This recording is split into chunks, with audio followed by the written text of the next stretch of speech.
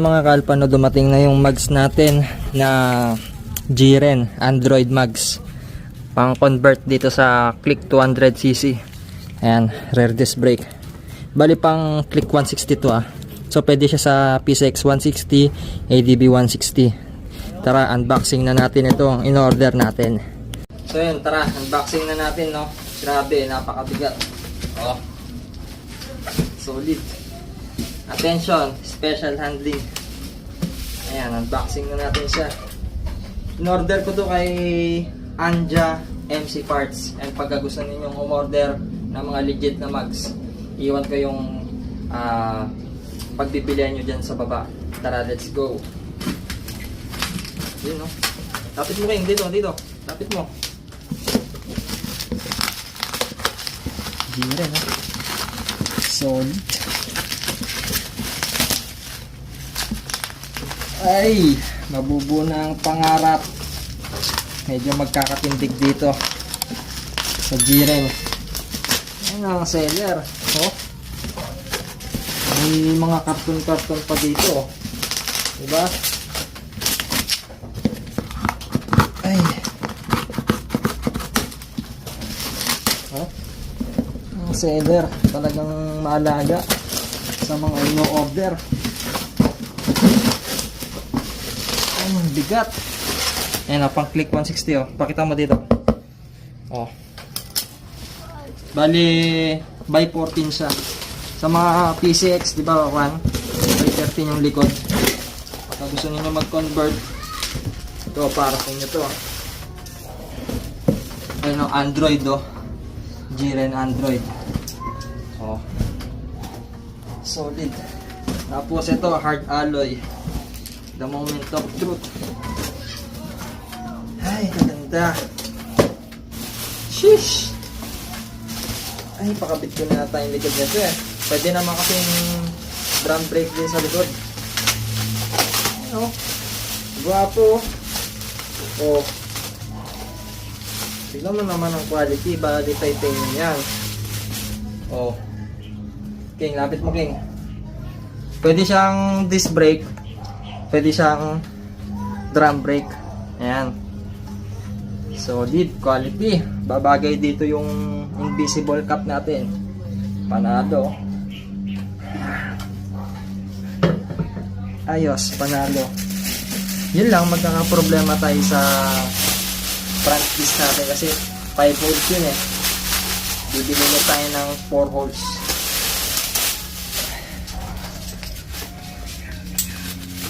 Oh, ito na naman. Oh, grabe, ang ganda. Oh, solid, panalo. Paano pa yan? Katotohanan na to.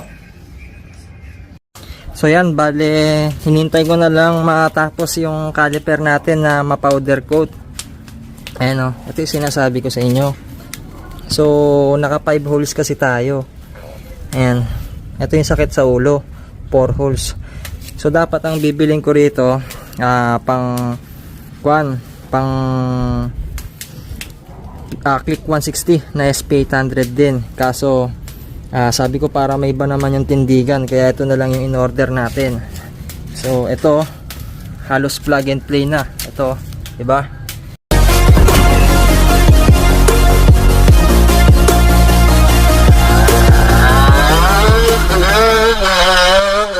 Mga kalpano, ito yung part 2 ng video natin. So bale, ang bala ko sana ngayon, ang mangyayari, papakabit ko muna yung mag sa likod. Ayan, bali iabang kasi pinarepaint ko nga pala yung rear caliper natin.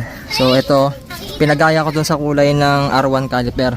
So ito yung gagamitin natin na mags, pang PCX 160 siya. Ayan, bale dito 4 holes, tsaka by 14 siya. So check natin kung plug and play na lang ito sa likod. So kung hindi siya plug and play, mag-adjust na lang tayo sa collar. Ayan. Tapos ito, yung disc, yung stock muna ng PCX 160, pati yung disc bolt. Tapos ito yung hose. So ayan, nakaabang na. And then ito yung gagamitin natin para partner siya. Jiren na invisible cap. Ayan, with GR5 titanium bolts. And then S1 forge na brake master. And then yung Canada na brake light switch.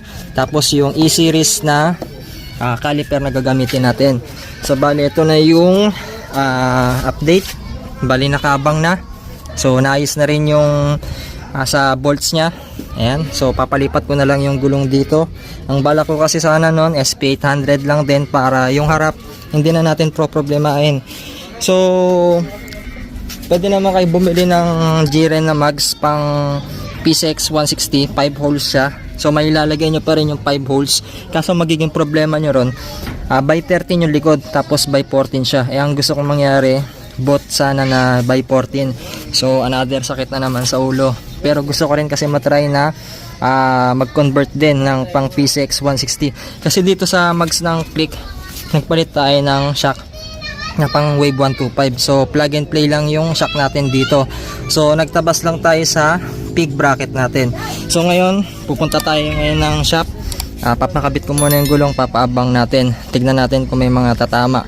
So iabang ko na yung disc bolts dito sa mags natin. So tara, let's go. Dito pala tayo kay J3M. Papakabit natin yung gulong sa likod muna para makita natin yung tindigan, di ba? So abang-abang lang. Ayan, pinapalamig ko muna yung unit natin para so nagtatanong ako dito kung may second hand sila na 4 holes na big disc. Binigay ko kasi sa kapatid ko yung 267 na 4 holes, kaya sakit sa ulo. Bibili ulit tayo ng bagong disc na RCB, pero tignan ko kung may Jiren din na 4 holes dito. Ayan, so ito yung bagong mags natin. So ayan naka-ready na. Plug and play na lang siguro to. Kasi sa napapanood ko rin, plug and play na lang din Ayan. Bali, assemble na yung dito, yung invisible tire valve. Kailangan talaga yung keychain niya para ma-disassemble para kung sakali nahanginan, makakapit ko to. Lalagay na lang sa susian yan. Para siya na Oo. Kumbaga, ito i-disassemble mo lahat, Kasi kanina hindi ko ma-shoot, may butas siya. Masyado malaki itong butas itong mo. Pero parehong Jiren lang din yan. Kasi di ko na ikakabit tong RCB para may iba yung tindigan niya. Diba? Para ibang brand naman. And bali ganito yung installation. Yung disassemble ninyo, tas unahin yung ilagay yung goma, tas yung spacer niya. Tol. Yan, tapos ito yung takip naman niya. Yan yung takip niya na yung yung pula yung takip niya, Ay akala ko yan yung nasa ilalim. Mali pala. Guwapo, Oh. Tapos sakali nahanginan, tatanggalin lang yan. Tapos ilalagay na lang yun, Lagay mo muna. Wala pa yung gulong. Ito yung gulong niya. Apo boss, yan yung ilalagay natin. Hindi ko pa naipurado kuya. Sige. Yung oo naman. Ito Yan yung manipis.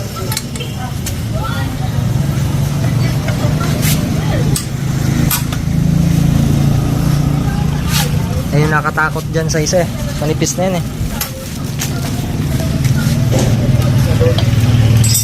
lumuwag na.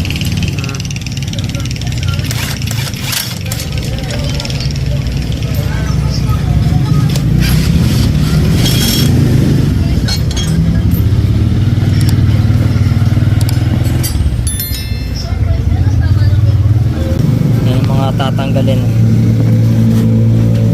Tol, magkano singil nyo pag magpapalit kami ng pinsa ko ng tire hugger? Magkano singilan niya pre? Yung tire hugger? Yung palit? Yung dito. Ang bawat isa? Set na Set na yan. Tatanggalin na. Pwede natin try tol kung saktuhan lang siya.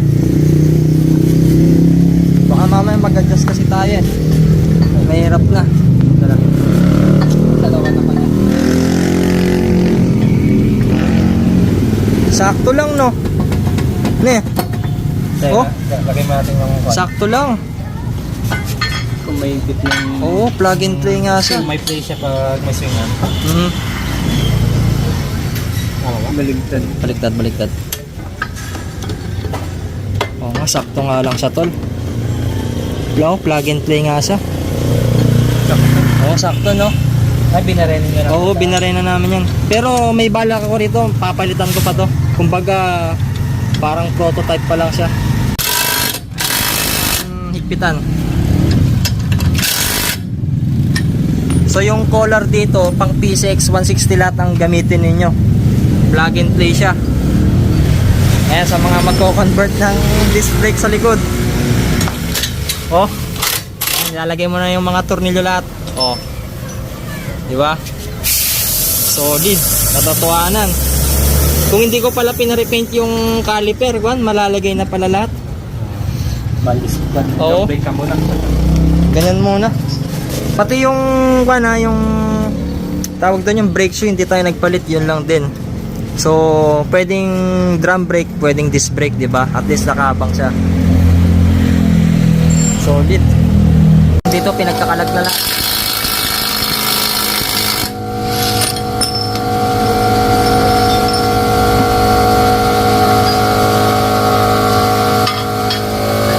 Ayan, pakita natin yung mga ginamit.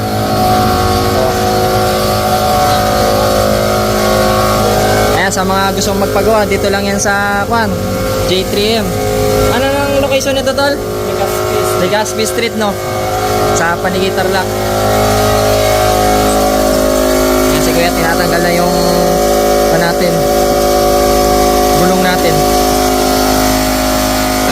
Ito bago lang kasi ito eh.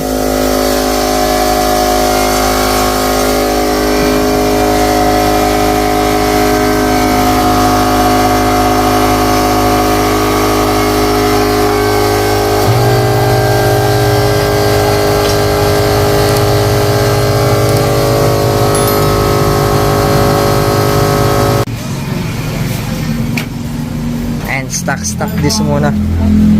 Naglagay na lang ng ano tawag dyan tol? Beta grade. Ha? Beta grade. Beta grade no, baka sumingaw na eh. Ayan, pati pampadulas. Okay siya no. Ayun ang ganda oh.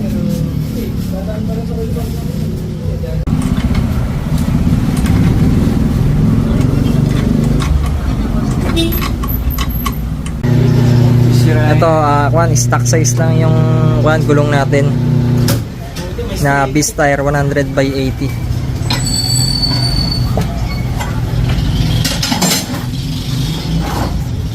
Kulay red din sana at bibilin kong mags kaso wala nang ibang kulay.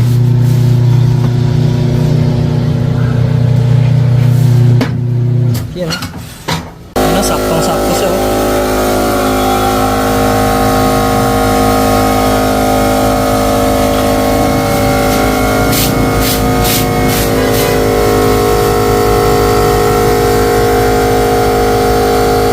Magkakaproblema pa ako sa brake shoe. Hindi na pala, no?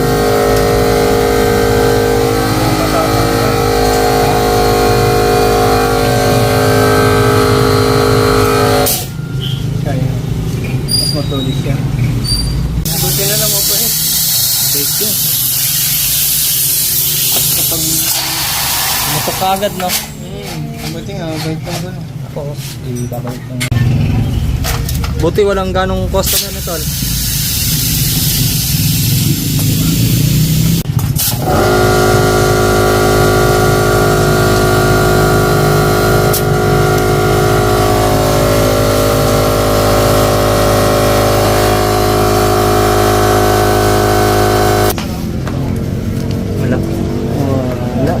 Wala no. Tik niya. Yun, kabit na. Yan yung pinaka-lock niya na, no? Tapos alin. Alin na lang. Mas malinis nga tignan, no? Ay na, salpakan na. Harap na lang yung problema.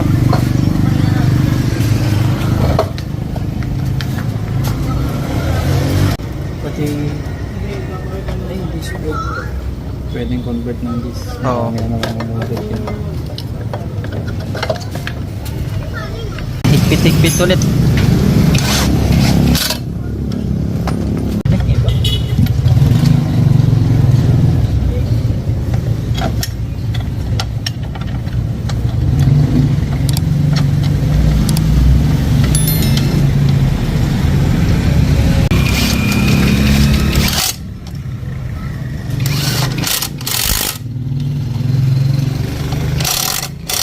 Nga mga kalpa, no, ito muna yung update sa Honda Click 200cc natin na disc brake conversion sa likod. So tsaka ako na lang palitan yung harap ng mags natin. Hanap muna ako ng 4 holes na disc. So bali dito, kaya hindi ko muna pinakabit yung caliper. Sabi ko nga sa inyo, pina-powder coat ko muna siya. Pinagaya natin yung R1 caliper na kulay kasi solid red yung pinadala sa atin. So ito siya mga kalpa, halos plug and play. So mapapanood nyo yung installation ng PCX na swing arm natin. So nasa part 1 yan. So ilalagay ko na lang din yung link dyan sa baba mga kalpa para mapanood ninyo yung part 1. Bale ito, part 2. Ayan. So yung collar, PCX 160. Yung bushing niya, PCX 160 din. Swing arm, PCX 160. Tapos ulitin ko, nagka-problema tayo sa pipe. Nirepair ito, pati ito. So para ma-align siya. Tapos yung bracket nandito, pinalipat ko dyan. Ngayon, halos salpakan na lang yung mga tornilyo dito. And then dito, wala na tayong binago, wala tayong pinamachine shop. Halos plug and play po lahat. So ang pina-repair ko lang dito, pinatanggal ko yung bracket para sa OEM ng PCX 160. So yun lang ang naging problema natin. So yung bolts, ayan, halos pang PCX 160 po lahat. So dito walang sumasayad. Pakita natin lahat ng mga sikreto. Hindi rin ako nagpalit ng brake shoe. Ayan mga kalpa. So napakaganda. Kung SP800 na RCB yung binili ko, halos plug and play na lang lahat. Hindi na tayo magkakaproblema doon sa harap. Kaso nga, sabi ko nga sa inyo, para may iba naman yung tindigan. Parang wala kasing tindig yung SP800 eh. So ito, yung G-Ren natin na Android. So nakita nyo naman yung tindigan, no? Napakangas, napakapogi. So yun lang mga kalpa. At sana ay nag-enjoy kayo. So wag nyo sana kakalimutan na mag-subscribe sa channel natin. And i-click yung notification bell para sa tuwing nag-upload tayo mga kalpa ay lagi kayong ma-notify at lagi kayong updated. Thanks for watching. I know is not enough.